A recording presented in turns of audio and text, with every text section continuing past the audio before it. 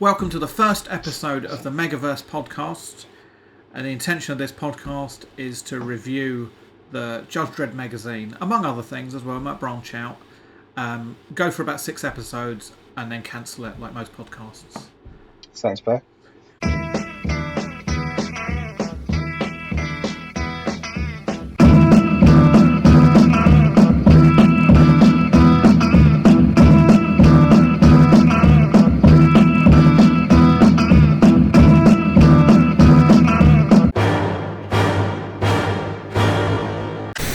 Citizens of the world, you are under my control. I've got 2 co-hosts. Obviously, I'm Julius Howe. You remember me, internationally known. Hang on, I haven't finished yet. Jesus. Internationally known comedian. I've hosted other podcasts before. Inky Fingers, generally considered an expert in 2000 AD law. Joining me is Kieran Dempsey. Hi. Who is new to 2000 AD, is that right, Kieran? Brand new to 2000 AD, yeah. I mean, I used to see the comics advertised on that when I was a kid, you know, in like stands and stuff at newsagents, but I never dared to kind of invest as such. Invest in the 20p or whatever it costs to read it. I think invest in the storylines. Right, okay. Because, yeah. So what do you know about 2000 AD? Obviously you know Judge Dredd. Yes, I know Judge Dredd and some of the other sort of, you know, characters as such. Yeah. And some of the other strips, I mean. Yeah. But otherwise, really very little, you know. So I know that I like the artwork. It'll be a learning experience for you, jumping straight into a comic you've never read, and seeing you'll be like the new reader who a comic obviously wants to attract. Yeah. You'll be coming in fresh-faced as you can be, trying to understand what this world is, and you've got new eyes that you can look across it. Yeah, it's very exciting. Yeah. I mean, I'm looking forward to jumping in. So I'm excited. And you guys can be my guides on this wonderful journey. We can try, because we've also got super fan Dave Heeley. Hello. I wouldn't say I'm super, but a bit of a fan. Wasn't being serious. That's good. Joke. So Dave, why don't you tell the viewers and listeners about you? Okay, yeah, I've read 2000 AD off and on since Prog 3. I'm a bit older than you guys, so I've been around a bit. I'm one of the admins at the 1977 to 2000 AD Facebook group, which is reasonably popular. And I'm also a contributing writer and editor to the brand new comic, The 77. Available now. Not as popular as the Megaverse group, but it is popular. It's a different kind of popular. Different kind of popular. Yeah. Tell us about 77, Dave. Right, yeah. Basically came back. The guys, we initially wanted to do a 2000 AD fanzine, but there's so many of them about. We thought, sorry, we'll do our own. So we got together a bunch of guys under the auspices of Ben KSY, Bensky, who was the editor-in-chief, and we got a bunch of 2000 AD people and newbies, and we've created this comic, which is pretty good, and 68 pages on lovely paper, and I've got a story in there as well, which is fantastic, obviously. I've got to say that. And it's selling quite well. We should review that at some point. Yeah, maybe when I'm not here. No, we'll do it. We'll do it after your sales have dipped, so any review we do doesn't impact sales. That's a really good idea. No, but it is good. It is good, and it's gone down very well, selling well, and it's available through myself on the 1977 to 2000 AD Facebook group. If you want to message Ben Bensky or myself or Steve Ball, Dave Bedford, we can sort you out. It's also available at getmycomics.com, and there's loads of various things. You can get prints and t-shirts and so on and so forth. So yeah, it's pretty cool. Yeah, the t-shirts look really good, actually. Yeah, I think they arrived at Ben's house yesterday, and he was showing me them, and they are pretty damn good. The quality's excellent. What's the gender representation in creators like on that comic? First issue. 50-50 split. Yeah, right.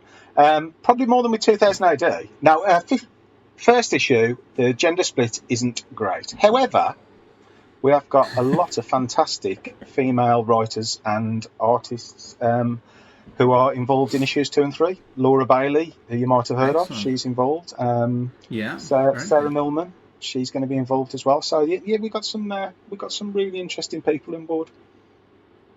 What is your BAME representation like? BAME representation? I don't know. You'd have to. So ask, I'll tell you what I've been up to this week.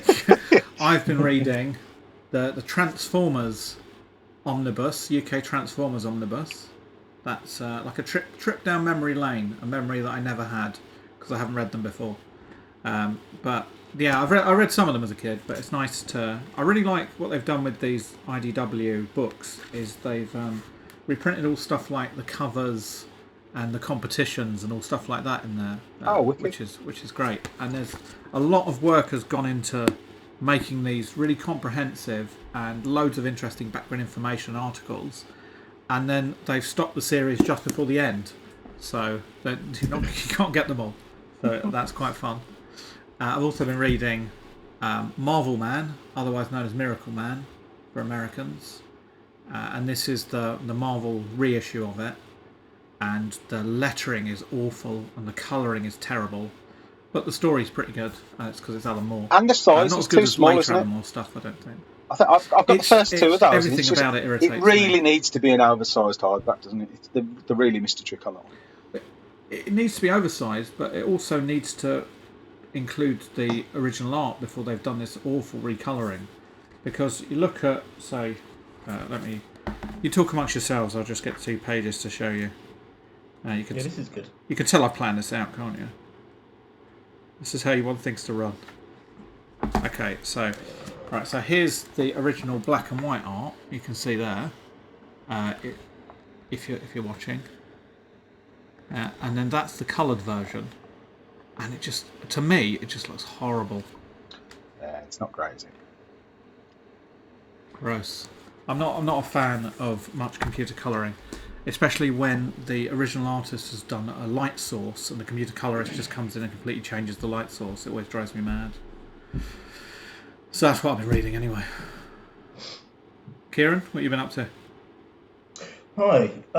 Well, this week I've mainly been reading the Judge Dredd Megazine that we're going to be talking about a bit later on. Are we? Also, I'm having a very good nighttime book at the moment. It's called Unquiet Minds.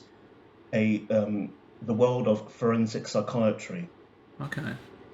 So it's basically a series of case studies about sort of, serial killers, schizophrenics, people like that, and it underpins the pathology of their behaviours. Are you after tips? Sorry? Are you after tips? Oh, I thought you said, am I after kids? No, I'm not after any tips. No, I mean, I could probably write the book. Are you after kids?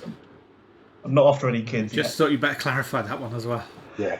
Better make that damn sure. No, I want to say, no, let's just clarify. I'm not a paedophile. But you're not ruling out being a serial killer. Clarify that. Because when one person steps forward and says something, and then if other people don't also say it, it might be because they are. It's like the I have never game, isn't it? I'd just like to clarify I'm not a paedophile either. Yeah. Yeah, I just want to make that damn sure that I'm not a serial killer or a paedophile. I'm not a serial killer either. I'm none of the above.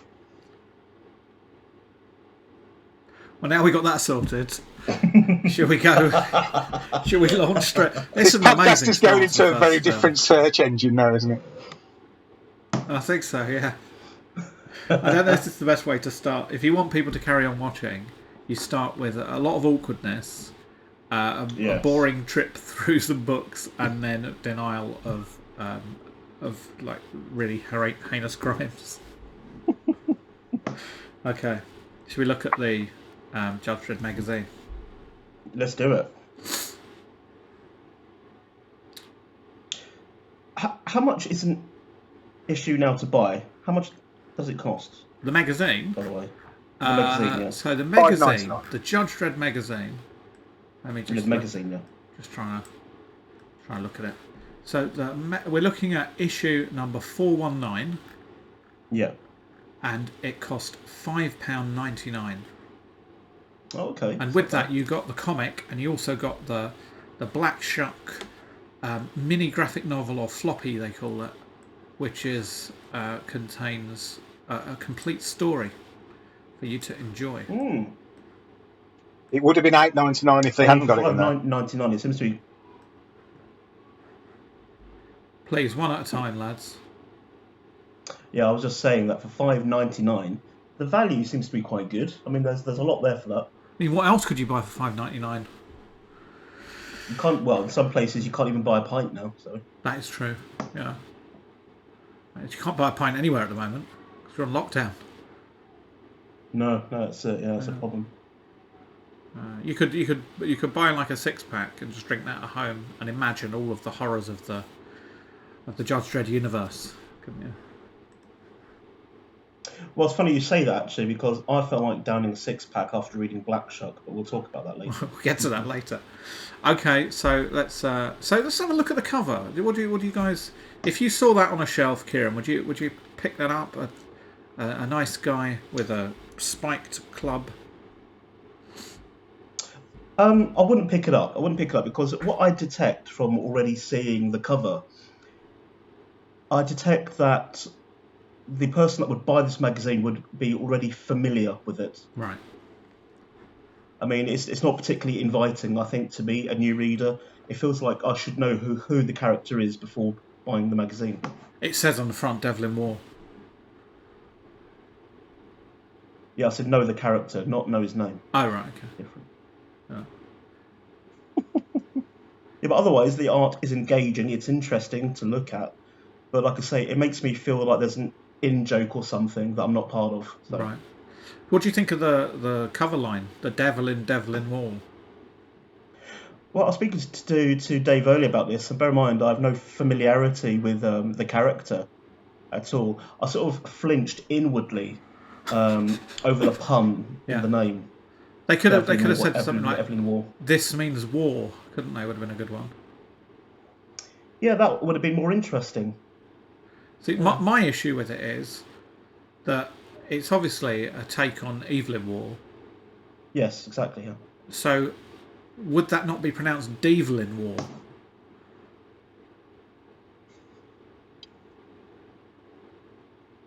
Yeah, probably. Okay. Dave, what do you reckon?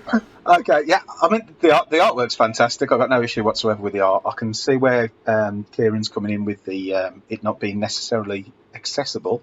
My big issue with it is half of the Judge Dredd is taken up with Devlin's head.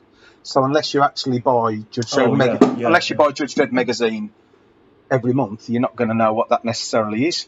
That's my biggest issue with it. But yeah, it's lovely art. You know, I have no issue with the art, but I'm not a big fan of covering up the logo. No, that's a good point. That is harmful to the brand, isn't it? Yeah. At least you can see the magazine bit. That's true.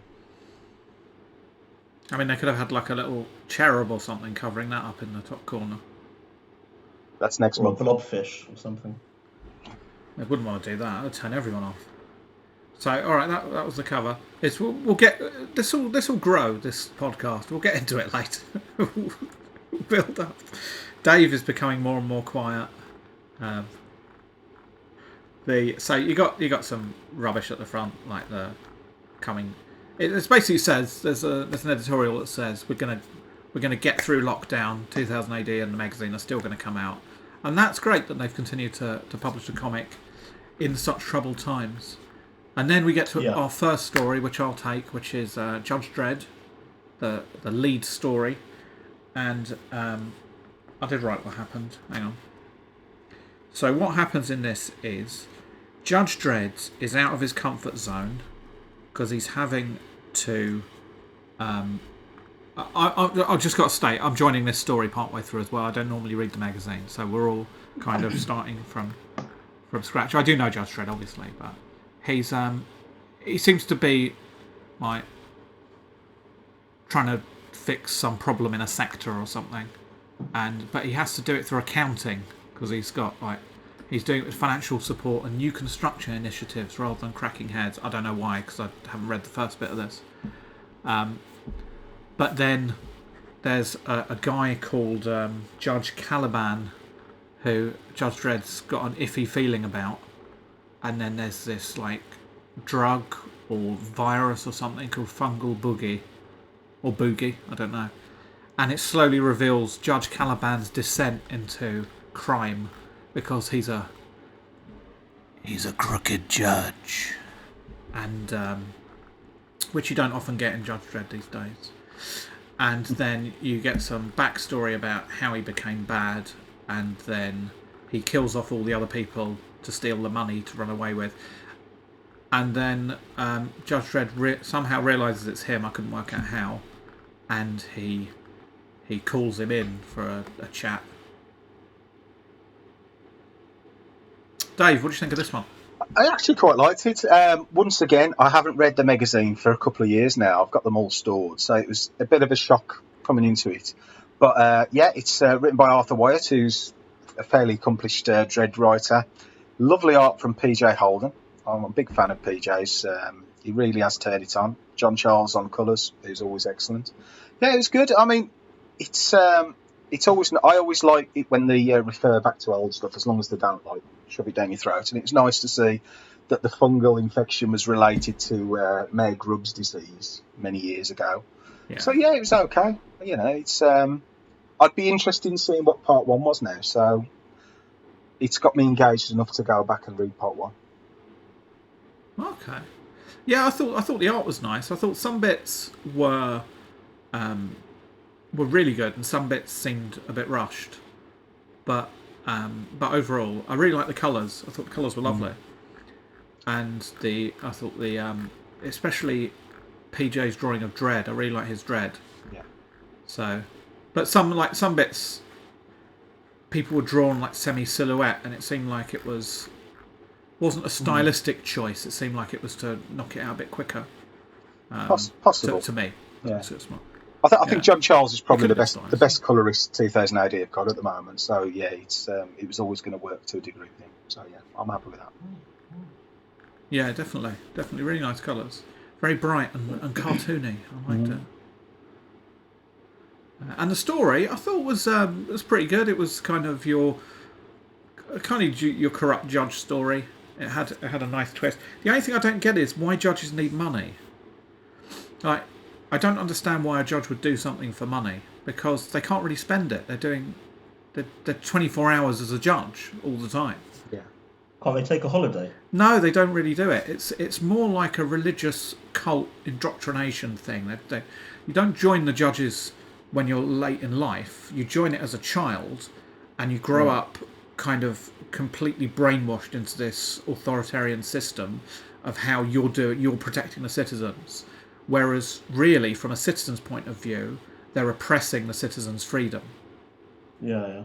So I do like the crooked judges' stories. I think the best one was Bad Manners, was my favourite John Wagner one. But I think when they're for a position of power rather than money, it makes much more sense. Or if they've fallen through sexuality or something like that. But just to get money, I know it goes back to Rico, but that was really early in the thing. But just to get money always seems a bit of a kind of, I don't know why they'd need money reason. So it seems to be then that if the writer then is looking for human flaws to create a conflict with the characters, money is not exactly congruent, but perhaps, like say, hunting for power is, or revenge or something like that. Yeah, exactly. Perhaps. Because so yeah, and this is just my view of Judge Dredd's world. You have these people who are in control of the citizens, so the ability to go overboard and either become power hungry or violent or want to cover things up, or even to get hooked on drugs or anything like that is there. But just the money bit is, unless you're going to leave the city, there's no place for them to spend it really, because they're constantly under. So what would you say then, Julius, is the motivation then for using money as being the driver of this plot or greed? I think it's just like a way into the rest of the life that he's fallen into, because I think it's supposed to say he's not a bad person. He just did it for a bit to start with, and then it kind of got out of control. But it does say money. Yeah, I was just doing a little good and making some creds to start with. They don't have any need for money, judges. That's what I think. Anyway. Maybe he wanted to buy a T-shirt for the 7-7. It's too expensive. Couldn't blame him. They're not expensive actually. How much are they, Dave? I believe they're about $15.99. So, but they are like high quality T-shirts, so they're not too bad at all. Pretty good value. Yeah, really nice actually. Great design as well. Yeah, thanks to Steve Green for the initial design as well. So, he was well known in 2008. I think I saw on. Yeah, I mean the hoodie looks nice as well. I think that's about 30 quid. That's probably worth it. A hoodie, it's good. Yeah. Yeah, I've got saving up creds. The same people who have done these. The same people who've done these have did the 1977 hoodies, and they were really good. They're really warm. I've got one, so yeah, I will be getting one of these. Oh.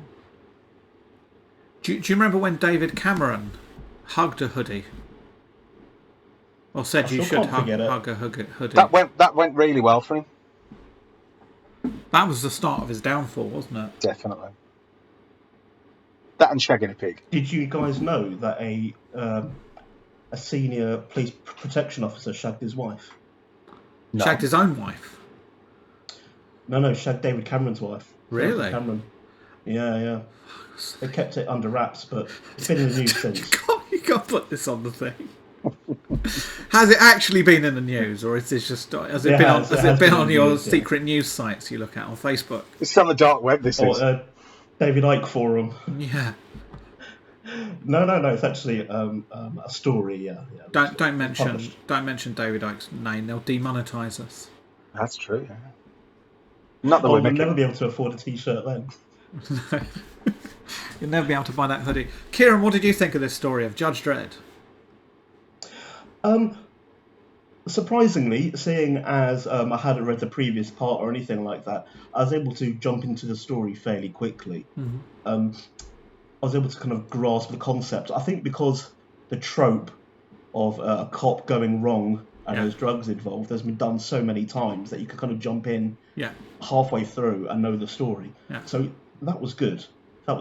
I enjoyed the artwork, actually, in particular. I like how some of the angles of how the frames were drawn reminded me of neo-film noir, mm-hmm. which I suppose to actually some degree Dredd would kind of fall under that as a genre. Yeah. So I thought that was actually particularly interesting. In terms of the plot, again, it's something that's been done many times, and I don't think it was told in a particularly skillful way. Right.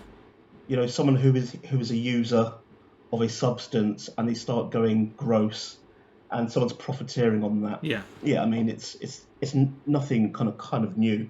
The only way something like that could be repackaged is if there is a particularly interesting take on it. Right. But I thought this was just a fun read, you know. Yeah.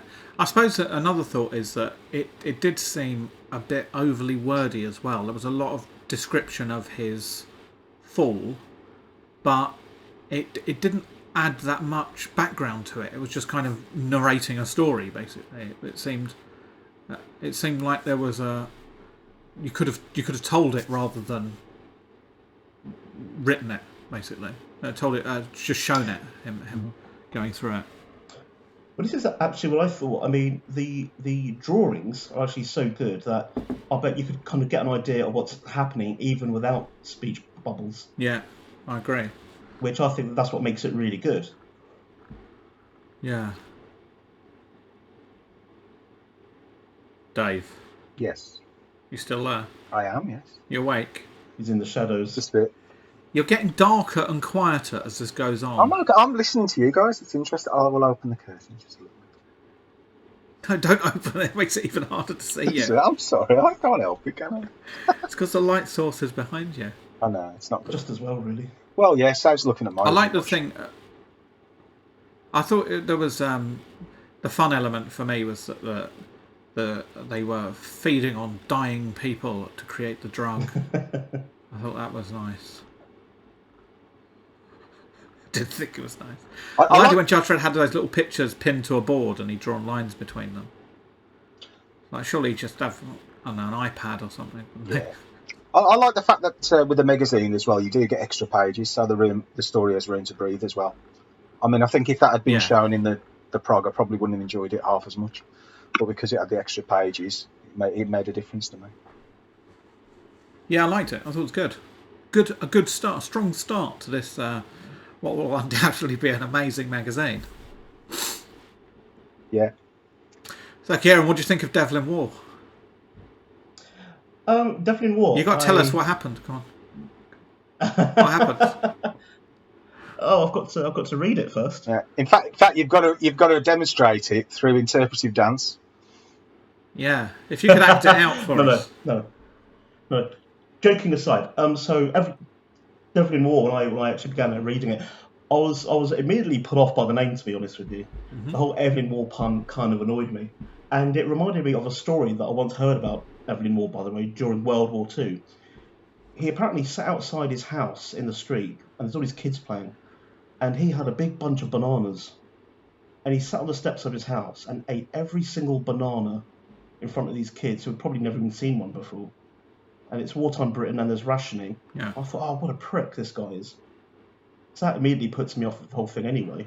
If it was in this story, you could have said, he's got a big bunch of bananas, and we could have gone, ooh, because this story seems to have gay puns over and over again throughout it. But maybe he likes bananas. Kind of Well, great.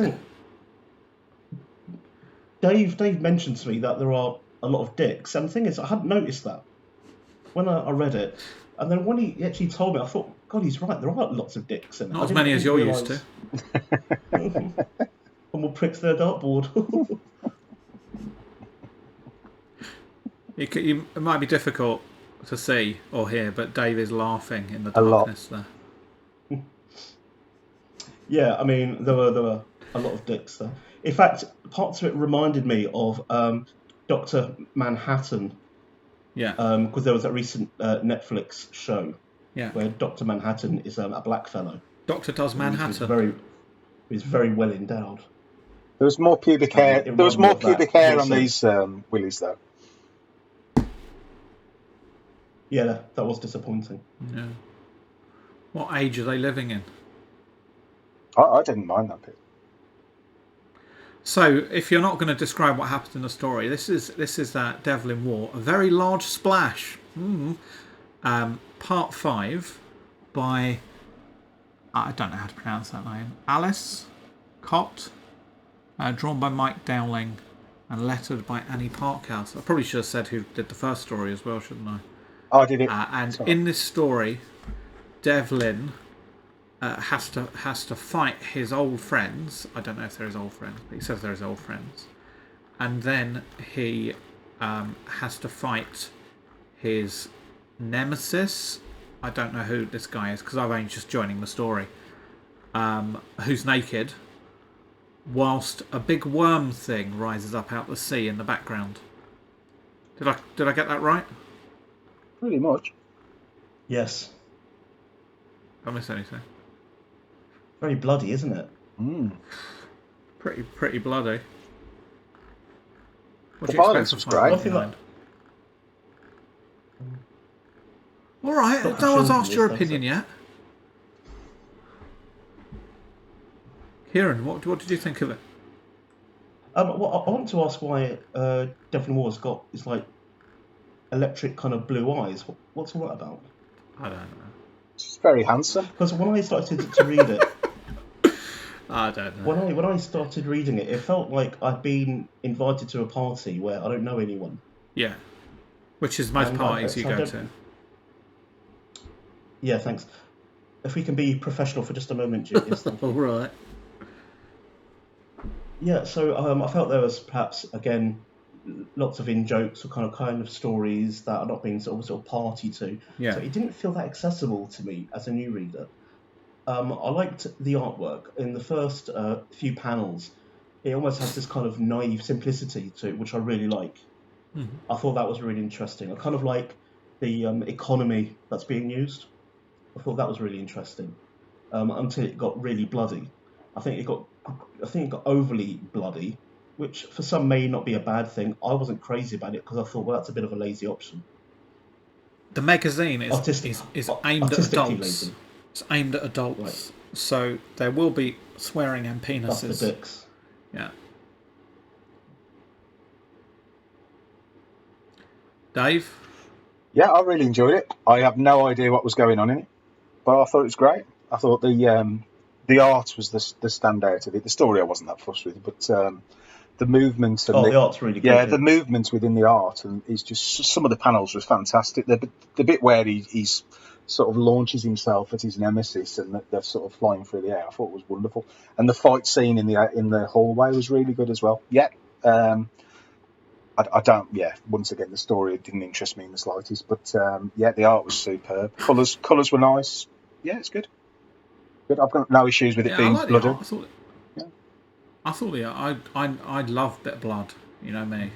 I think I'd have liked it. I think I'd have liked it a lot more if I'd have known what was going on. So once again, coming into it new.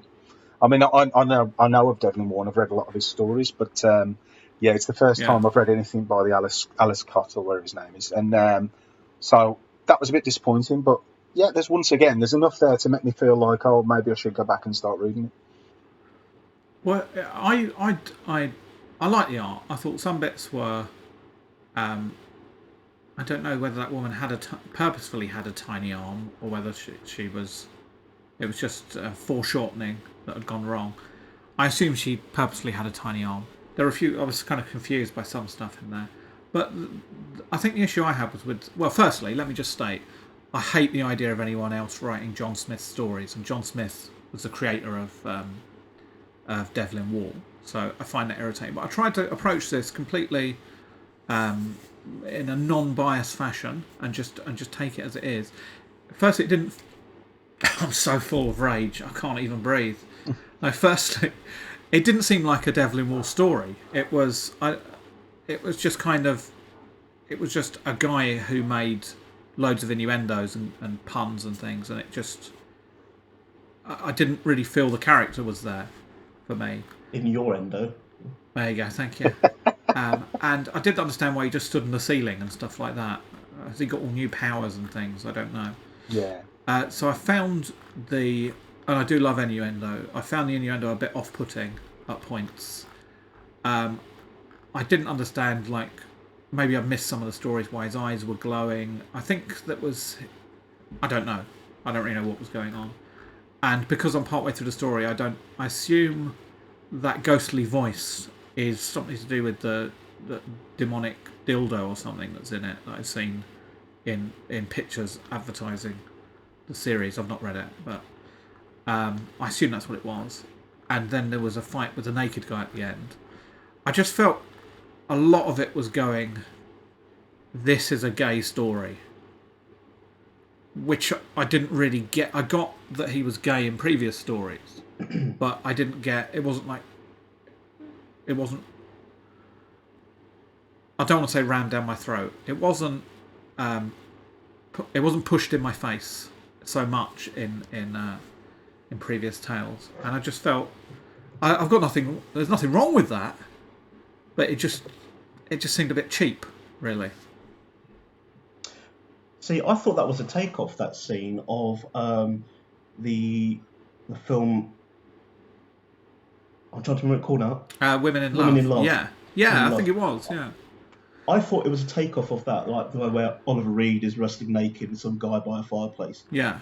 It made me think it was inspired by that because the aesthetic there of Devlin Wall seems to kind of imply that it's in that kind of time period as well. They could have both How been he looks, naked, the though. tash That would and have been everything good. else. Well, it's more dicks, isn't it? So Maybe there's a limit on how many dicks you can have in one issue. There could never be. enough. Not for me, anyway. So overall, I thought for this one for me, I liked the art, but I just didn't. Story didn't really gel with me.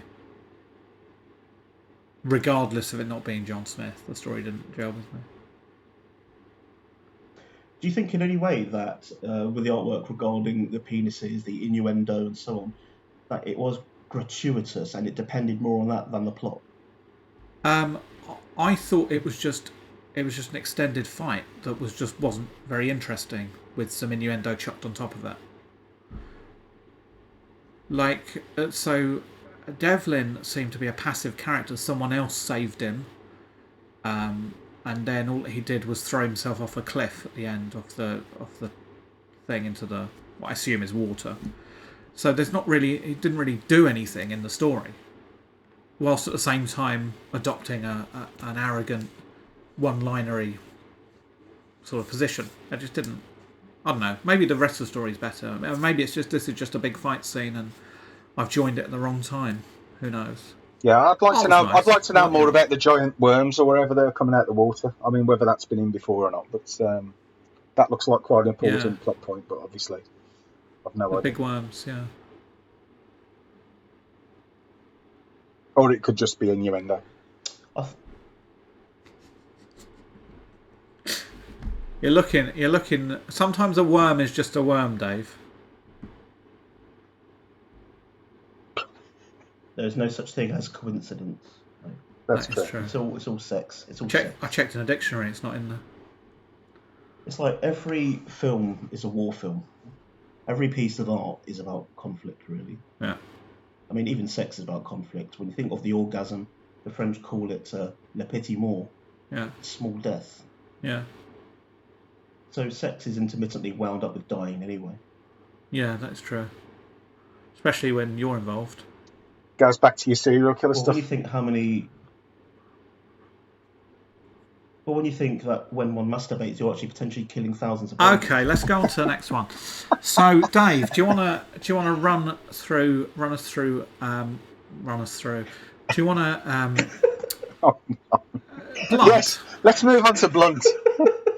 We'll be as blunt as Kieran. Okay, yeah, we'll move on to Blunt now. This is Blunt 3, and it's part 5 of I'm not sure how many. It's written by the talented T.C. Eglinton and with the amazing Boo Cook on art and Simon Bowland on letters. Basically, Blunt is set on another world. It's not on Earth. It's set on the colony of Getry 1 in the year 2138 AD, which I think should be a few years before where current Dredd is. It's a weird world where the flora and fauna of the world are cyclically linked, which the colonists didn't realise until they got there.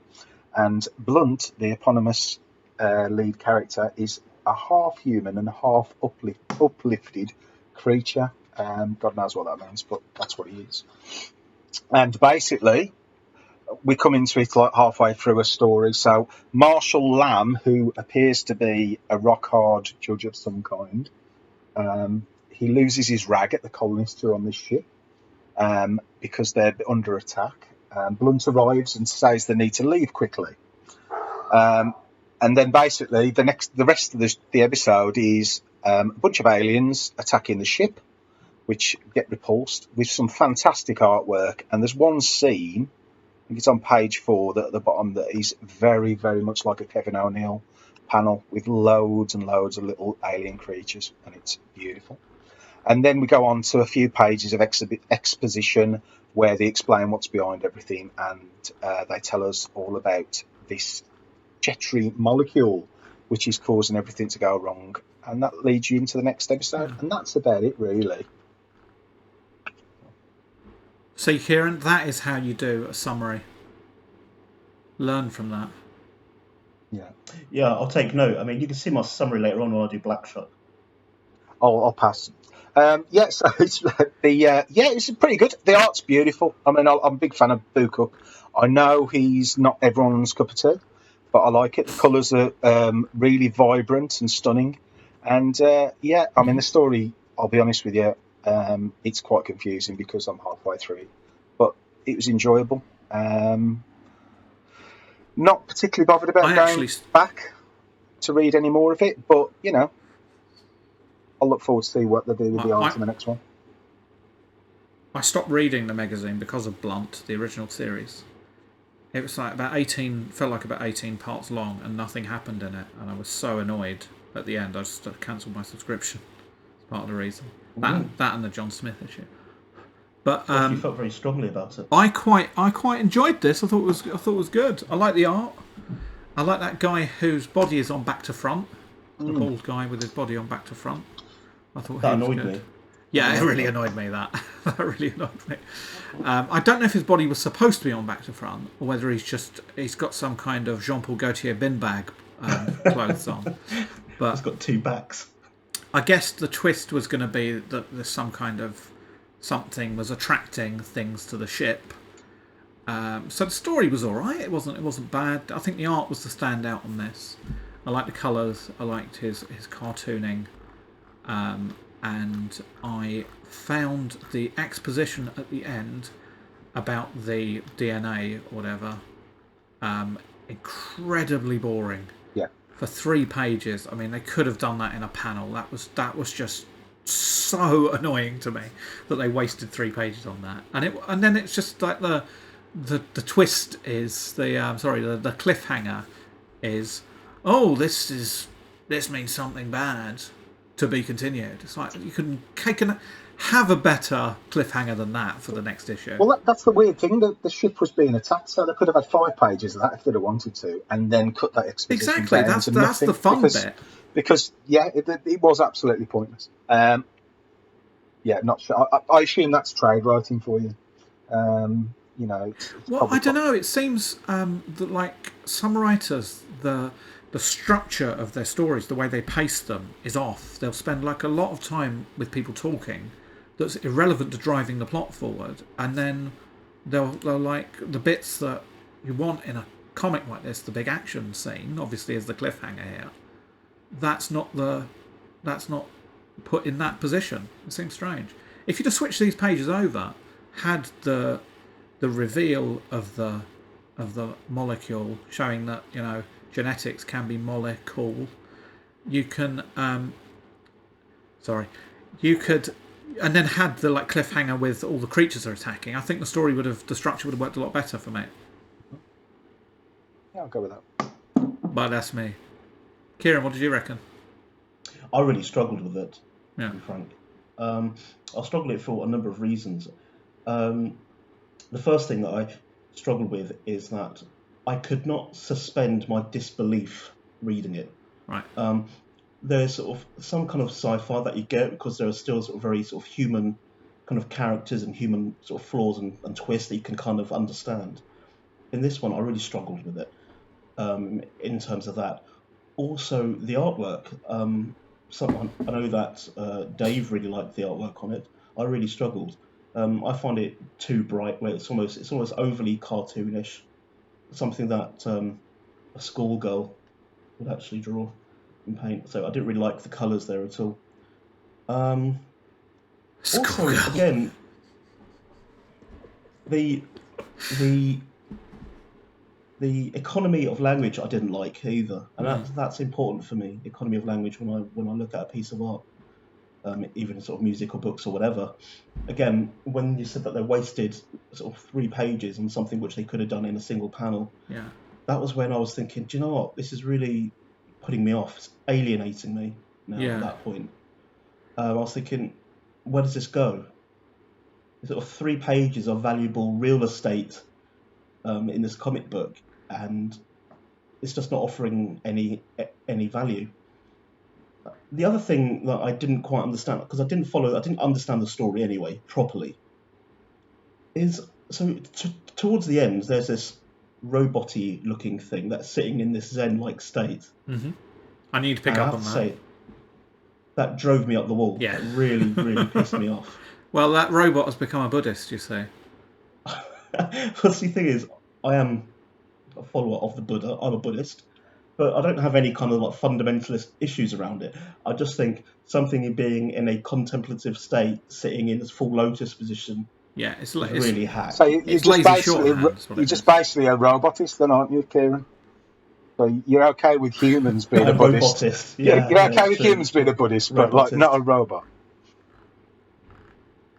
Well, there are Buddhist robots in Japan. Oh, that's good to hear. They're programmed. Are they called boobots? Yeah. No, Zenbots. Zenbots. Okay. Yeah. Is that like a sex Yeah. bot? So this robot is sat here in full lotus position with his sort of hands like that. I mean, come on, that is so lazy. It's such a lazy thing to do. And I bet the artist who actually drew that didn't know what that even means anyway. What does it mean? Which Enlighten again, us. I find annoying. Well, so often in these statues of the Buddha and other sort of saints as such, they'll have their hands in certain positions, which refers to are they giving a particular teaching? Is the Buddha's hand touching the floor, which has a particular meaning? It's called a mudra, and a mudra means gesture, and each one has a particular meaning. I thought it was a right-wing hate speak symbol. Well, I mean, you can do it with like that finger there, or it's like that. I mean, That's usually Spider-Man. That's when he's trying to squirt a web, isn't it? That's it, exactly. Usually in sculptures and statues where you see the thumb on top of the forefinger, that means to subdue the ego. Okay. And there's something that is like that happening here with this robot, which clearly, as far as The I'm aware, robot's got a big ego. robots don't have egos, as far as I understand. If he was in because they're Devlin not War, he'd have a sentient. big something else. Yeah. A big dick. Oh yeah, that one. Thank you for clarifying that, Julius. That's all right. I thought some people might not realise. No, this is fantastic because people watching this, they've come into it thinking they're going to listen to us talking about Judge Dredd Megazine, and I've had a fascinating discourse about Buddhism. I didn't know that. It's great. Buddhism, about Jean-Paul Gaultier. Serial killers. Serial killer. David Cameron. I think Kieran raised a really good point there, which you touched on, about people having more room to write in the magazine is both a blessing and a curse. Sometimes, like in the Judge Dredd story, it allowed them to have more backstory. But with something like this, it's kind of... A lot of this could have been cut out. Imho. And you could have had more actual story sort of pushing everything forward. Whereas I just think that, again, it seems overwritten with not enough happening for me. And the art's nice. It's an art style that will divide people. Don't get me wrong. There's a lot of Boo Cook stuff I can't stand. I think it quite works on this because the colours are a bit more muted than he usually does. There's usually a lot more green and pink. Yeah. Yeah. So 2 points I would like to make on that is I can appreciate the art in that strip. I can see where the guy's actually very talented. It's really well done. It's just my own sort of personal sense of aesthetic that I didn't really like it at all. The other thing is I find that when someone overwrites something, that's usually a sign that they're not confident in their talent. It could be. These are very talented writers that have been working for years that write this. I think it's just a stylistic thing of how people... I think a lot of writers want to get a lot of words on the page. But that's what a good writer would do. They would do the writing, edit it, they would trim the fat and try and make it as efficient as possible. Yeah, but then you've got to think about the more pages you fill, the more money you get, don't you? So. But that's okay. Plus, once you knock it out, you go down the pub, can't you? So. No, I'm sure I'm sure the writer felt every word was necessary for this. Although I do think 3 pages on that, I don't know, robot thing discovering Buddha, and then that DNA contained a rock or something was a little bit indulgent for me.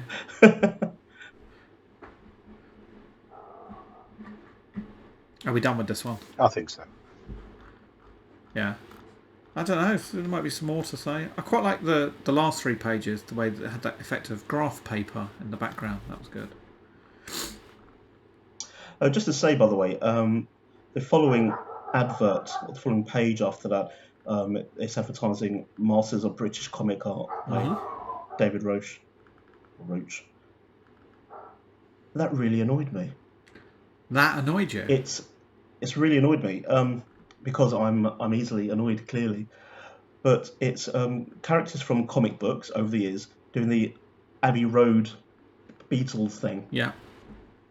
And again, it's just something that's just sort of so overdone now. Yeah. That kind of image. It's overdone, it's hack, it's boring. And I just can't think of anything new to do with that image anymore. It's so overused. I wouldn't buy that book. I'd throw it. In fact, I'd buy it just to throw it in the bin. That Stop anyone cover else is buying Brian Bolland, one of the greatest British comic artists of all time. So you can be a great artist, but you can have a bad idea. I have to admit, I do prefer David Roach's cover that he did for the book. Yeah, the alternate cover's beautiful. With Anderson's. It's really nice. And although Brian Bolland is a legend, is unarguably a legend of British comics, I do find that image is a little bit soulless for me. Yeah. But what follows this advert is an article about the self-same book, which you may find if you look in the credits. I'm in there as providing some of the scans of the artwork in there. So. Oh, very good. So I'm biased against it, although I can't review it because I haven't got a copy yet. But I will get it, and then I'll let you know if it's good. Which I'm sure it'll be great. David is very knowledgeable about about loads of all different comic art. In fact, not just British. He knows everything. And not to over egg his pudding. He probably doesn't know everything. In fact, he says in the article he doesn't know everything. He knows a lot of things, though. I don't know where I'm going with this. Yeah, it looks good. Anyway, I'm sure it's there.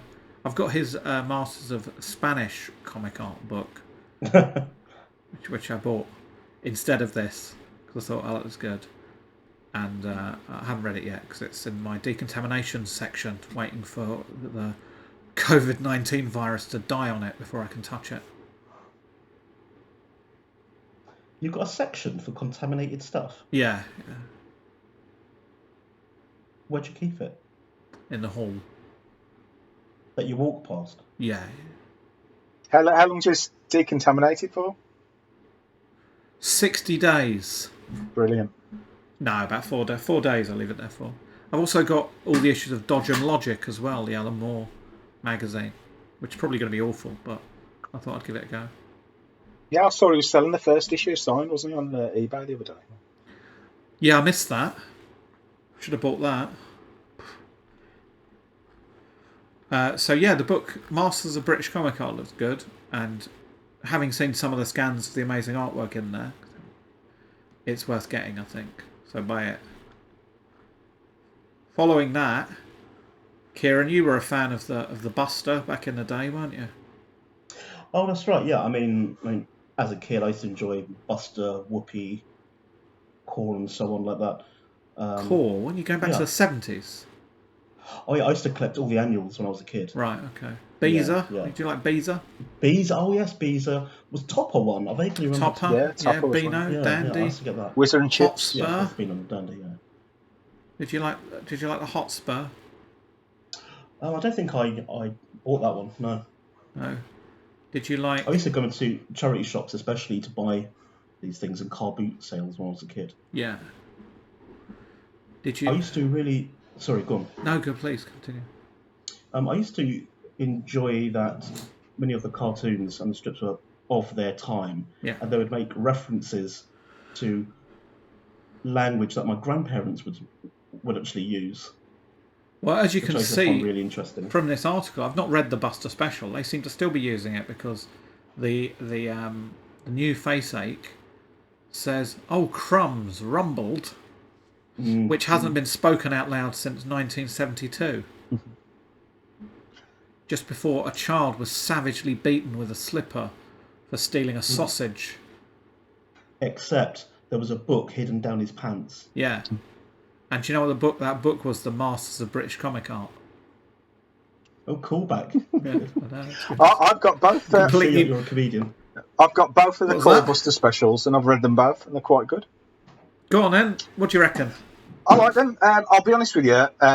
I like them more because my 5-year-old thinks they're fantastic. So, every night I'd read one of the strips to her, and she really enjoyed them. She particularly enjoyed Kid Kong. She thought Face 8 was fantastic.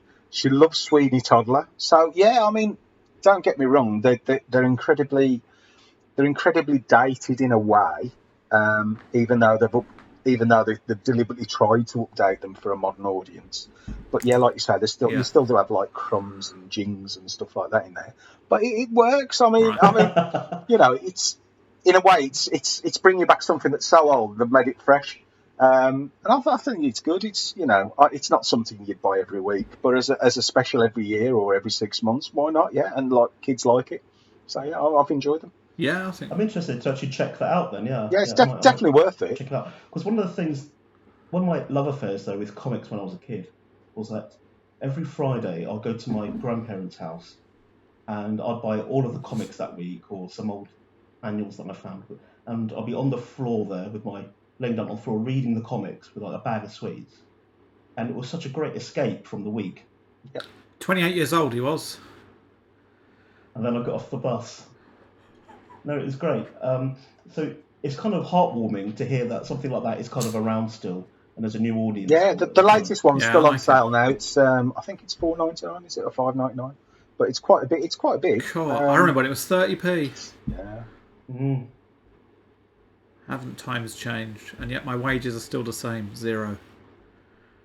Do you remember though? You actually would buy a comic like the Beano, and then you'd get like a sweet with it, a refresher bar. You would always get Highland toffee. That's what you would get for some reason. Yes, Highland toffee. Yeah. You sometimes crap. get the refresher was good, like that. It was that really sticky flat thing that would just. Yes, that's it. Yeah. Yeah. So Because 2008. they knew the link between long-term comic readers and obesity is why, Very so they were much so. trying to feed you up. I remember 2000 AD giving away a Hubba Bubba. I don't know if it was with issue 300 or so. And I remember, and it was it was a cola Hubba Bubba, and it tasted like shit. Yeah. And it ripped my comic as well. Ruined my day. Your mate took the sweet off and shit in the wrapper and just put it back on. Is what happened. It's a prank. Now I know. And that mate was you. He didn't really. It tasted Yeah, like no. it. Reveal after all these years. I think now though, seeing is that people that liked comics back then, there seem to be people that are now our age or so that are buying comics for nostalgia and legacy and so on. They might as well sort of like throw in like a can of Cronenberg or something. Well, I mean, to be honest, that's what we've done. That's what we've done with the 77. We've actually, if you actually order it online, you get a badge with it. Which harkens back to the how you used to get badges with the comics. And with issue 2, we're trying to get some kind of stickers like they gave away with 2000 AD issue 2. So Oh, cool. It's what people like at the end of the day. I mean, people are all about nostalgia now, and that's not necessarily Can't a bad just thing. give out some Highland toffee instead. No, it needs to be aimed at the current readers. What about some statins? Well, if it was to give Highland toffee, you'd take out everyone's fillings, wouldn't you? And I don't think people would be happy with that. Although they've probably got dentures by now. Pork scratchings then. You could have Rennies, a pack of Rennies, or some aspirin. Synatogen. Viagra, there you go. No, that's a little blue pill sellotape to the front of the magazine. I'm not giving away any of mine. Special sex issue with a Viagra tape. They give away poppers. Let's go on to the next one. Let's carry on. You're going back. So then there was an article, the Chris Wildgoose interrogation, which I had no interest in. I'd started reading it, and then it didn't go anywhere for me. Yeah, I didn't read that. Anyone else want to talk about that? Nope. No, okay. So then we get to Zombie Army. Last Rites. I thought it was called Last Bites for a minute. I thought, that's a good pun. No, it's not. It's called Last Rites. In which some people, who I don't know because I've joined it partway through, drive a truck whilst shooting at zombies. And quite a diverse cast of people, actually. And then it just ends. Kieran, what do you think of this one? I hate to sound negative about almost everything that I've read so far. So I'm going to go with some positive stuff. Okay. I'm going to go with some positive things first. I like the artwork in it. It reminds me of the comics I used to read when I was a kid, which was actually quite nice. I think it's kind of heartwarming. I think the sort of the cross hatching and the shading is really good. I enjoyed that. Yeah.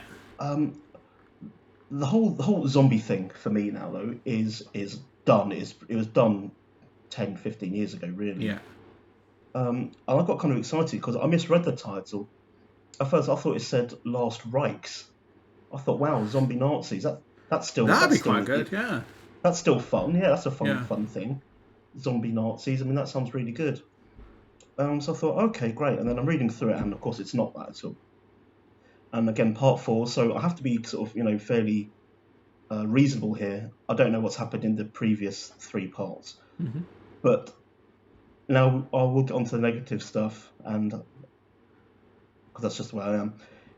The sort of the third panel is this woman here, a black lady, and she's driving a car really fast, and then she says, "Huh, now we're cooking with gas," which I thought that's just a lazy Hollywood pastiche. So I didn't like the language there. That immediately made me sort of cringe, I guess. And the more that I read through it, it has that similar kind of language. Yeah. It has that sort of Hollywood pastiche language, which I think is a real shame because it's too obvious. Then a bit later on, you have someone that's got a rifle with a sniper scope, and of course they're wearing these like mini spectacles that seem to think that they're half blind, but yet they can use a sniper rifle. Again, that's a trope that's been done many times. Spectacles that are forced right into their eye sockets. Yeah. That's something that's been done so many times now. And also, there's a character on this who looks like Sean Bean. Right. And there's a fellow here with a turban, and I didn't even have to know what his name was. I sort of knew it already. Yeah. You so know that his name is going to be Singh. And then you look further down, it goes, "Hey, just hang on, Singh." So you tell me that Sikhs haven't got any other surname than Singh. So there's sort of an attempt there, I think, actually to be woke by having this, multicultural set of characters.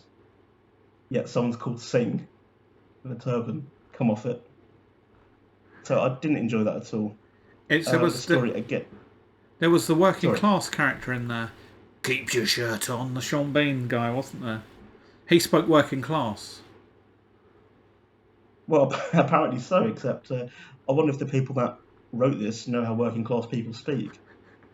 I'm going to put money they don't. You're out of your mind, sunshine. I'll give you what for? Yeah, basically, if you've been watching The Sweeney, if you grew up watching The Sweeney, that's how working class people speak. Get a couple of dolly birds round. Yeah. Sod this for a game of soldiers. Yeah, exactly. So, keep your shirt on. Yeah, it's just annoying. I'm working on it. I mean, come on. Yeah, I completely agree. This was the opposite. So whereas the others seem overwritten, this seemed to strike a good balance with the action and the amount of speech. But the speech was like cliche bingo. It was all the most dire. Like I laughed. I did enjoy this one because I laughed 4 or 5 times when people said stuff like, "Oh God," like the one you mentioned before. We picked up some hitchhikers. That was good. And come on, girl, hold it together. It's like, oh my God, please. I laughed at all of those. I picked out, and again, I was sort of cringing inwardly, thinking, look, you're a writer. You've got to know. You must know what you're doing. Yeah. I think the problem is, the rest of the story was. I think the problem is, I'm not sure if you know that this is actually based on a computer game by Rebellion, and that is why it's in there. And I've got a feeling, I don't know because I haven't played the computer game, I've got a feeling that some of the dialogue used by the characters is exactly the kind of stuff that you'd see in a computer game because they use these short, snappy stuff. And I think that might be why, and that's why you've got this diverse cast, because obviously it looks better when you've got. I think it's a 4-player cooperative shoot 'em up game, so I've got a feeling that might have been why it was. I like the art. The colouring was fine. The story was pretty dire, but it was slight. But then if they're basing it on a computer game, it's probably going to be slight. I mean, it's written by Chris Robertson, who I don't know. I don't know if he's the guy behind one of the writers on the computer game. He's certainly no one I've ever heard of. Andrea Muti. No one I've seen either, no. Yeah, Andrea Muti is a good artist. Matthew Soff, he's a fine colourist. So I don't have an issue with the colouring or anything like it, but it is literally throwing the kitchen sink at the wall with stereotypes in it, which is probably why they've used singing in it as well. I can see that. if there was something that gave me the idea that it was intentionally trying to be like a kind of schlocky grindhouse story, but the problem is that it's a comic, it's a different form. When you change the form, you can't replicate like a rubbish film intentionally in a comic, because it's a comic. It's not a rubbish film. If you want to do a film parody, make a film. When you put it in a comic, it just looks like bad writing. Yeah, they did heavily advertise it as being the adaptation of the adaptation of the game several months ago. But I mean, I haven't read the first few parts, so it could be that they set everything up quite well in the first episode, and then we just happen to be in a slight action with just the action chapter. part. But on the whole, for someone coming into it, I didn't find it great. But I did enjoy the art. No. You know, it's. I thought the art was good. I thought again there were places where it looked like they were taking shortcuts, just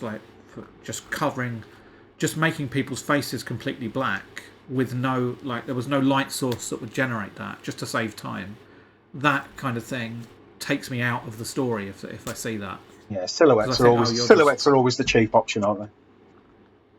Well, silhouettes can be used incredibly effectively, and some artists, Gene Colan, for example, do use them amazingly. But, like, there's just a guy in a hat. The hat is perfectly normally shaded, and then the face is just completely black. It just looks like you thought, you messed the face up and thought, I'll just black it in, no one will notice. Yeah. So, that's what it does to me, anyway. But I can see why it would affect you that way, because you're an active audience with the magazine anyway, and you know about comic book art and so on. Yeah. But for me, I actually wouldn't pick up on that, because I don't have that kind of investment over time to actually know about it. Yeah, and that's so fine. Again, that's not something that I actually picked up on. But I found the artwork engaging. You know, I liked it. And interestingly, Dave, when you said actually computer game, some of the artwork there, it made me think of the split scenes that you get. Yeah, the cutscenes. Yeah, computer games. Very much so. Yeah. Cutscenes. Yeah. Yeah, very much so. I mean, that's why when I was reading it, I probably gave it a bit more of a pass than you guys, because I was reading it knowing it was an adaptation. But even so, it was still way too slight for me. I think if I was to read all the parts together, it would be just filler. And that's what it is. It's an advertisement for the game, and as such, I suppose they're not going to put the same amount of effort they would into one of the long-lasting characters, such as your Judge Dredds and your Lawlesses and so on, and definitely more. Yeah. Slight, but slightly irritating is what I give that. Who's doing Lawless? Me. Is that you, Dave? Yeah, I'm excited for this. Why don't you tell us about Lawless? Oh, I'll get my big book out. Right, Lawless. I'm a bit biased for this because Lawless is my favourite strip over the last few years, whether it's in 2000 AD or the magazine. I think it's absolutely fantastic. I've read everything up until this series, so this is part 5 of Boomtown. So I'm actually a bit behind here, so I don't know what's going on exactly. However, you're not going to get better art than this. It's by Phil Winslade, written by Dan Abnett, who's, quite easily 2000 AD's most consistent writer. So you're onto a winning formula straight away. Basically, the premise of the whole thing is it's the Wild West in space. There's a female sheriff who's got a lot of mystery behind her, Meta Lawson, who's a fantastic character, and she's got a bunch of misfits surrounding her, such as a genetically uplifted ape called Kilimanjaro, and several other characters. And so we basically start with a guy who I believe, and I've forgotten his name, and I've tried to find out online today, but no one could answer me in time. He's an ex-judge who's moved out into this backwater world, and he's about to be chucked into the pit of Sarlacc from Return of the Jedi by this mutant who has a scarred face and a mohawk, unlike any other 2000 AD character over the last few years. And whose name's Pincher. I thought it was Joe Biden to start with. He does look like Joe Biden, doesn't he? But he's less touchy, so it's probably not him. You can throw me into the pit. Well, let's do some press-ups first.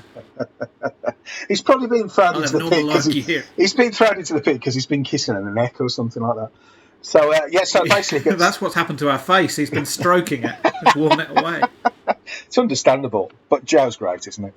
Anyway, so he gets kicked into this pit, which is full of radiation because it's a war grave. And he's there. Another judge gets thrown in after him, an SJS judge who's been sent to this town to restore order for Megacity 1, called Drury, who's quite a cool character. And unfortunately, Drury's been fed with these drugs that have turned him insane. So a fight ensues with this old man, and he gets chucked into this hollow, which is quite interesting because inside this hollow, we have the dead judge badges of many people we actually know in real life, such as John Burdis's badge. There's a guy called Chris Wright, who's a good friend of mine. His badge is there. Someone called Ian Snell's badge is there, who I know as well. We've got Phil Winslade's badge, Kevin O'Neill's. So that's quite an interesting little Easter egg. That's going on there. But meanwhile, Meta Lawson's turned up with a motley crew to save the day. And we have a couple of pages of one of the characters called Rodan, I think his name is, absolutely slaughtering these bad guys. And it's really cool. It's totally unrealistic how he's holding his guns and firing and hitting with every shot. But it does look amazing. And basically we have more fight scenes. And it ends with a big fight scene between Mohawk, Scarred Face Girl, and Meta Lawson, where Meta gets stabbed and she pulls out a lawgiver, which is quite interesting because all along people are thinking, well, is she an ex-judge? And obviously, being a 2000 AD fan, you know only judges can use lawgivers. And she points a lawgiver at the face of this pincher while she's also holding a couple of guns to her. And we don't know whether she's going to fire the gun or not, and if it will even work. So that's the end of that. And it was fantastic. The art was just incredible. The detail is just unbelievable. The story flowed. Yeah. For people who don't know the characters, I can't really answer that. I knew what was kind of going on because I know the characters. I loved it. 10 out of 10 for me. It's brilliant. I wish it was in colour, and I wish it was in. Kieran? I wish it was in the main prog. You wish it was in colour? Yeah. Have you seen Phil I think colouring would ruin it. I love the black and white. Funnily enough, I spoke to Phil Winslade about this because, like, I've met him a couple of times, and he said he'd never want it in colour. He loves it in black and white. But I'd love to see a colorised version of it, but painted, obviously, it's stunning. The detail's just ridiculous. They put all blurs and stuff on his lines. It'd be so annoying. They love doing that, colourists, and like have all lens flares and. Oh yeah, I'd only want Phil to paint it himself, like he's done with the painted covers of the couple of. No, we get Alan Craddock back to colour it. Oh, you're so mean to Alan. Some of his stuff's great. Yeah, some of his stuff's, well, not so great, but yeah. What do you reckon, Kieran? Do you like this one? I like the artwork in it. I really enjoyed the intricate panels, and the opening panel I really liked. Yeah. And the bit with when he goes into the cave, that hollow, sees all the badges. I thought that's actually really cool. Funnily enough, I didn't notice the names on there, so well spotted there, Dave. Yeah, that was good. I couldn't get into the story because I kept thinking that I should know something about them first. And again, because I didn't really know them, I found it hard to kind of invest. But I read the story, and I thought that the writing was much more skillful than the previous strips that we looked at. So I noticed that, and of course, I have no familiarity with the writers. I just realised something really annoying. It stopped recording at some point. Yeah. Oh. I think this one might be audio, which makes a lot of stuff we've done completely redundant. Never mind. People will just have to listen to our lovely voices. Well, this could be a practice one. How about that? Yeah. No, I'd still put it out. They'll love it. At some point during it will switch to recording Video again. Yeah. Okay, so to go back then to my observations then about Lawless, I thought that the art was really good. I thought that the dialogue and the writing was much more skillful than the previous strips in this magazine. So I enjoyed that. I enjoyed that the writing was to the point. It was succinct. It was efficient, and and it conveyed meaning really quickly. And I didn't come across any sort of like hacky sort of use of language, which I really liked. I didn't like the excessive swearing, not because I don't like swearing, but because it's set in Judge Dredd's world, and their swear words, they have specific swear words to replace other swear words, so it just seemed out of place. I thought the swearing was a bit peculiar, but I thought that's because of it's aimed at an older audience and they'll understand it and so on and so on. Yeah. But it didn't seem congruent with the setting.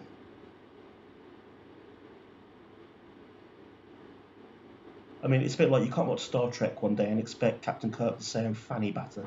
I'm never a fan of swearing in any comics, frankly, because if I want to swear, I'll just talk to my mates. But yeah, I don't know why that was there.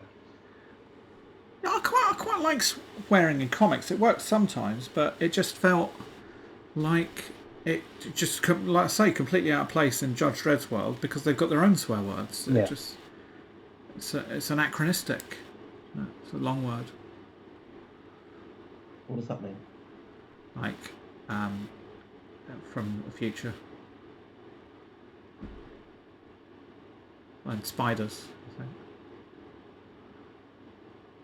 I can't believe the recording of this is screwed up. It's annoyed me so much. It might not have been that long. We might have to record the whole thing again. Well, it might have only been from the time the 40 minutes were up, perhaps. So it might only be a bit. It could be. Or it could be that it just stopped right at the start.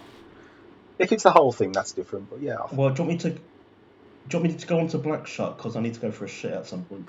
Well, yeah, let's wrap up now. Let's do Black Shark and wrap up. This will be quick. So, Kieran, what do you think of Black Shark? So, recording this on Zoom, we have about 40 minutes supposedly to give a review. I could probably talk about Black Shark for a good hour or two, to be frank. Go for it. But no. It's that I shall sort of go light for it onto a quick review. I'll try at least anyway. So Black Shark is a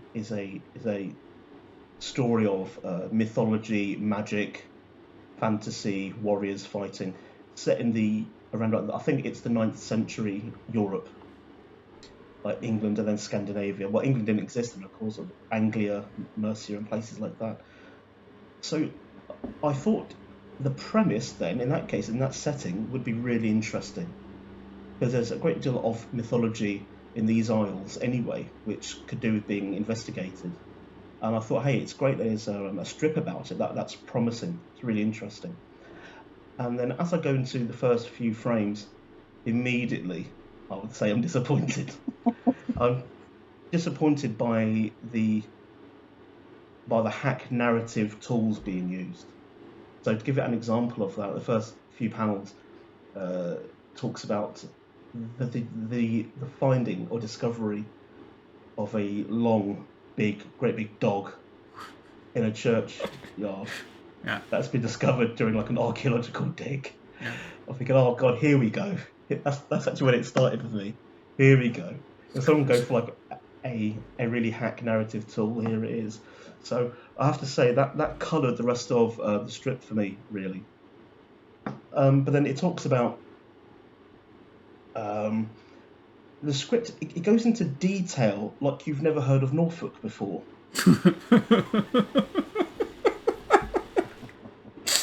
It talks about like you've never heard of an archaeological dig before. So it's quite patronising from the get-go. But I imagine if the reader was 12 years old, I think it'd be okay. But clearly it's in a magazine which is aimed at an older audience, so it shouldn't be so patronising. Well, this was printed in 2000 AD first. It's a collection of 6-7 part series, I think, that was in. Oh, okay. Yeah. Oh, okay. Might be and now it's here, all in one. All in one. And so then you used to digest. Well, it's been a challenge, certainly. So then a few actually panels down, you see this wolf head on legs jump into the mouth of this malignant Loch Ness monster. It jumps into its mouth to kill it, and then it says something like, "Oh, you didn't like the taste of that then? Oh, for God's sake. It's just lazy writing, it's hacky writing. It feels to me like it's written by a 14-year-old, you know? He's trying to be edgy. And in terms of the artwork, just looking at it now, I think that in many cases the artwork is really good. I like the subdued colours. That's really suitable for it. I really like that. Yeah. What I'm uncomfortable with is the movement. So when I see this anthropomorphic type beast here, like a werewolf type thing, that's kind of half human, the artist can't seem to make their mind up. Are they more human or more dog wolf? And so the movement is really complicated. It doesn't stay the same. So anyway, Black Shuck is this bastard son of a Nordic king who's been he's had the genetic magical misfortune. He's cursed, and so he can turn into a big black animal, a big black dog-like thing. Mm-hmm. And this revolves from the myth in East Anglia of sightings of big canine-like animals, creatures. Yeah. And of course, we know stories about this, like in Sherlock Holmes, Hound of the Baskervilles. So the big black dog, the BBD. The big black dog, exactly. And so that's a feature which has been around a long time. And again, I found that disappointing, I suppose, because the whole werewolf thing, the anthropomorphic, again, it's tired, it's been done. It's like I didn't really like it. I found it quite weak. So then later on into the strip, we get into the main thrust here, where Black Shuck, this nobleman, has impregnated his wife, who's now pregnant with twins, and he's fearful that these twins are going to carry the curse as well. Whereas for himself, he sees the curse as being useful to protect his lands and people and so on, but he doesn't want the curse passed down to his offspring. So then they go out hunting for this cleric that may know the skills to undo this magical curse. Yeah, he doesn't believe in God, but he's using God to cure his curse. He doesn't believe in the God of man. Yeah. But he knows that that region had magic from before the time of the Christian Church. Right. So there's pagan magic there, which he seems to have some kind of trust in. And so he's gone to a churchman, a cleric, that seems to have knowledge on these issues. And then scrolling down further into the script, you actually end up seeing this monk get into an argument with Black Shuck, and then this monk punches Black Shuck in the face. I'm thinking, hold on a minute. You're not going to get a monk try to knock out this half-man, half-wolf thing. Maybe he's trained at the Shaolin Temple. So it's bollocks. I mean, that bit is utterly bollocks, and it's a real shame, like I say, because the concept could have been really good. I liked a bit about Norsemen, so Vikings and the ships and so on. What I find interesting, though, is that they often swap between using Norsemen and Northmen. Right. It's like, well, just choose one. Stick with it, choose one. As well, Dunwich, where it's set, which is again in Norfolk, I wondered when I was first reading it, is that a nod to H.P. Lovecraft, the Dunwich horror? Did it tell you? I can't remember. Did it tell you about Dunwich? Did it have like a big Wikipedia entry right at the start of that episode? At top. A few bits down, right. It says that Dunwich was some time ago. It was quite a big city, but it's since been submerged. They've now got a McDonald's and M25, and it goes through it. And there's also 17 charity shops here, none of which is relevant of the plot we're going to talk about. It's also reasonably priced for houses for people who are commuting into London as well, so that's quite good. Yeah, in 915 AD, it just goes on to the next page, completely dismissing everything that it just told you about. So this is the other issue that I have with it, is that the way that the story jumps around, it doesn't seem to follow a coherent pattern, and you don't get to know the characters well. I mean, it took me quite a while to know who Black Shuck was. It's this guy that's on the boat that's coming to England. It's the guy with the beard. Who raped...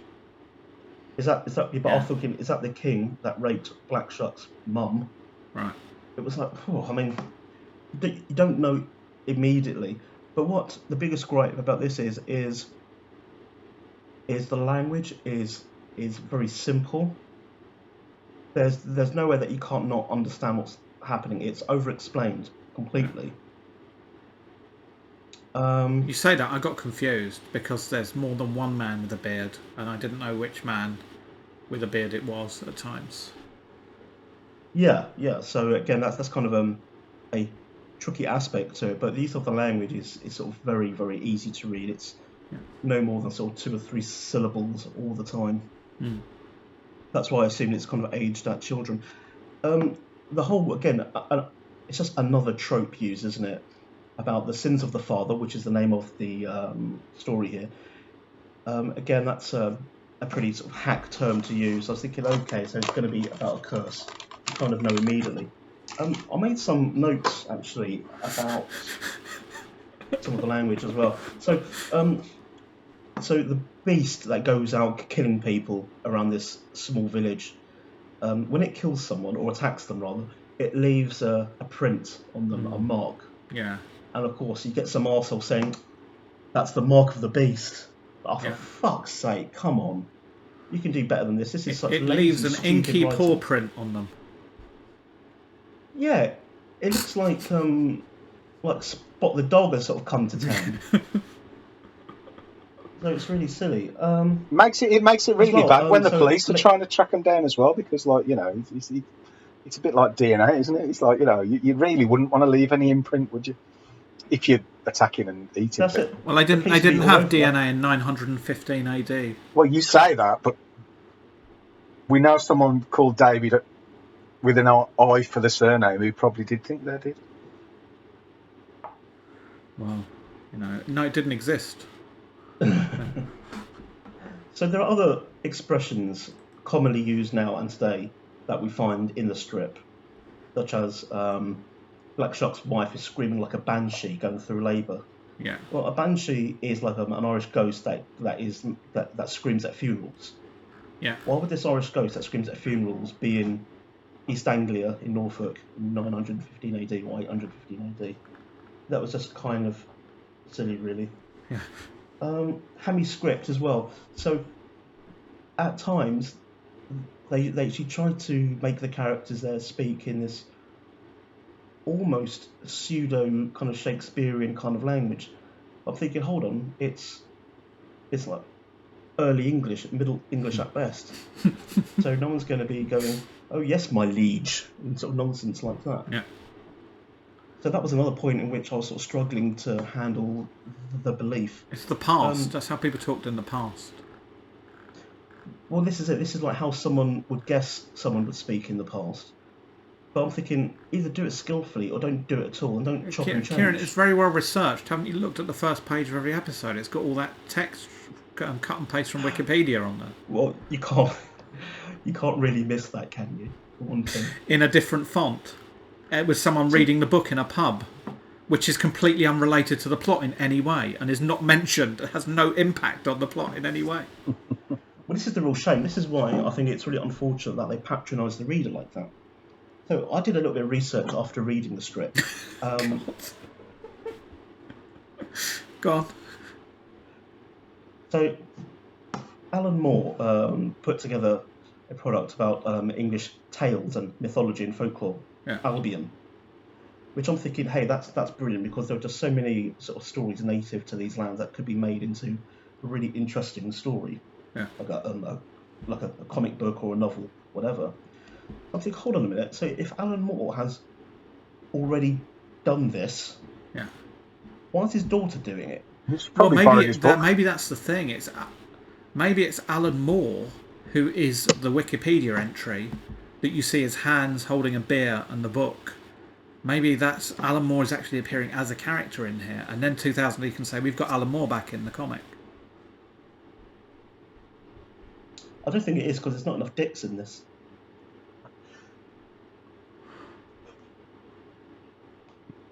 They I do like where you're going though with this folk business. I like the folk stuff in there, because in the Well, this past, is it. mythology and reality mixed, not like now. Which is a strong concept, and it should be difficult to do that badly. Yet here it is, and it's taken two people to write something bad. Maybe How do one you did do the that? research and the other did the writing the story.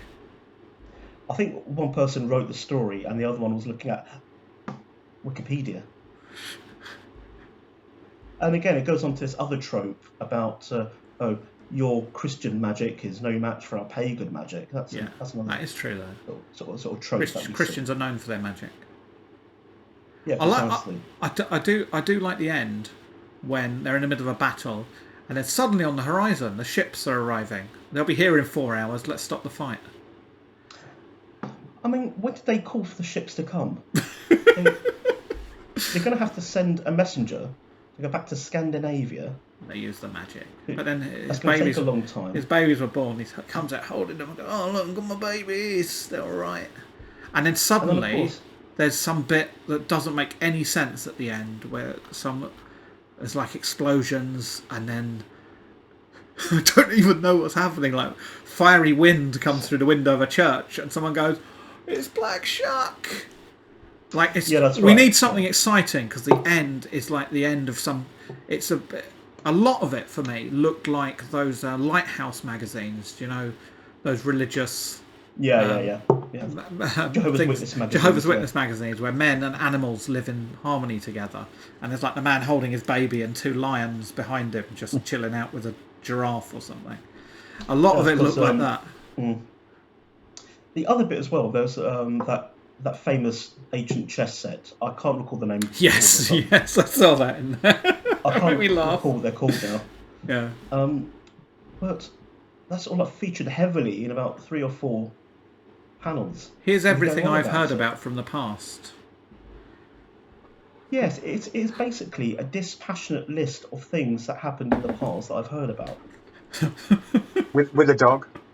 And also, what was annoying was they didn't explain that chess set. They didn't have like a Wikipedia entry on that, which was annoying. That's probably the one bit in which they didn't patronise the audience or the readers. It kind of felt out of place because they'd done it every other turn. God, They should have had. there's like 3 pages of this chess set. They could have had he wrote something with his left hand, and they could have had a whole thing about how some people use their left hand rather than their right hand, and how it was considered sinister or evil in the past, but it's just to do with their brain functioning. And then it just cuts back to 915 AD in the story, and it's completely unrelated to everything that was going on. Yeah, the jumps are confusing. I don't understand the jumps. I don't understand what the narrative trick that they're trying to pull with the jumps. As well, though, they're talking about the beast dog thing that's out there, and saying about his magic and dark forces at place. And just to give you an example of how they're actually talking about it, he is driven, sire, by powerful forces. Forces I fear may be beyond the church's teachings. I mean, you're scraping every sort of trope there, aren't you, really? The barrel's being well and truly shot at. Hey, though, they stopped this demon creature by it tried to get into the baby somehow. I don't know why it couldn't get into the baby to start with, and the mother grabbed hold of it even though she just had a baby, and then they threw it into a pot and put a cork in it. Yeah, that's right. So the idea then is to use this magic. And then she got the babies out. Went. They use magic to create a trap. Yeah. To capture the baby, so to capture the evil currents that is this curse. So they get a lock of the baby's hair and they put it into a pot. So now this essence of the baby is in the pot. Yeah. And then the priest uses pagan magic, of which he is ashamed of because he's a Christian. Yeah. To get these spirits into the pot to trap them. Yeah. Much like you would hear stories about genies in the Middle East. Exactly. Yeah. Jinns, that's how they were caught. So now you're going from East Anglia, 815 AD, to this it's all linked. Knight's story. It's all linked, isn't it? That's really messy. And of course, you make a great point, by the way. this woman has been in painful labour with twins, and she's there grasping at these ghostly things swirling around the room. Like, it's natural. I mean, if you were to see ghostly things like that, you'd think that you'd be having a psychotic breakdown, but no, she's like, oh no, hold on, I'm just gonna grab the fiery dog. This. Women were a lot tougher then, though. Yeah, exactly. Yeah, they were. They'd seen things that we couldn't even imagine, like milling. And there's a peasant woman here that looks like John C. Reilly. Does she have a beard? If she doesn't have a beard, she's not Black Shark. No beard, but she looks like John C. Reilly, and this is what she says. There are a few here old enough to remember the last time such a devil was abroad. Oh, come on. Come off it, love. You look like John C. Reilly. A peasant's not going to use language like that, are they? Well, maybe they should have asked her, well, can we talk to the few who do remember so we can get some information? Then the other king, King of Mercia. Oh, he was good, yeah. Who has actually made Dunwich a vassal state. Yeah. Looks like Lemmy from Motorhead. Yes, well, he's got a beard, but they've made it into a funny shape so you know who he is, because otherwise you wouldn't be able to tell the difference between the people with the beard. They should have given the other guy with the beard a scar or something so you knew who he was. I like the King of Mercia because he was in Tamworth and it's only up the road from me, so I know exactly where he was from. And they all have beards like that, even the women. Particularly the women. And 6 fingers. Yeah, so then ultimately the story is sort of a cross between sort of a myth, magic, warrior fantasy, and then you go on to this anthropomorphic kind of element, and then there's this Middle Eastern sort of folklore thrown in, which has come out of nowhere. Talk of banshees. It's the most confused story I think I have ever come across. But did you like it?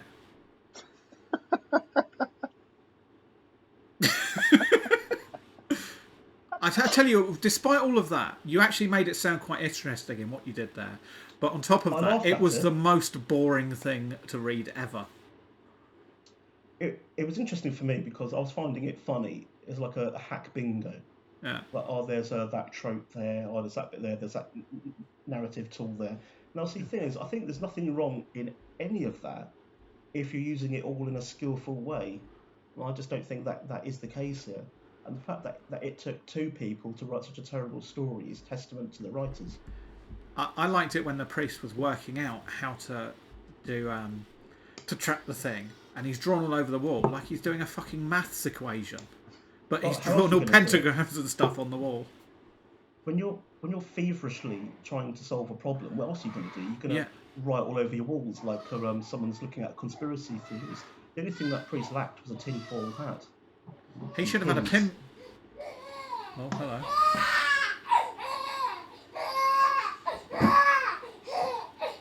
I better go. I think he just read Black Shark. Yeah. I better go, guys. I wish Leah had researched as much as Kieran. We have a scratch ending.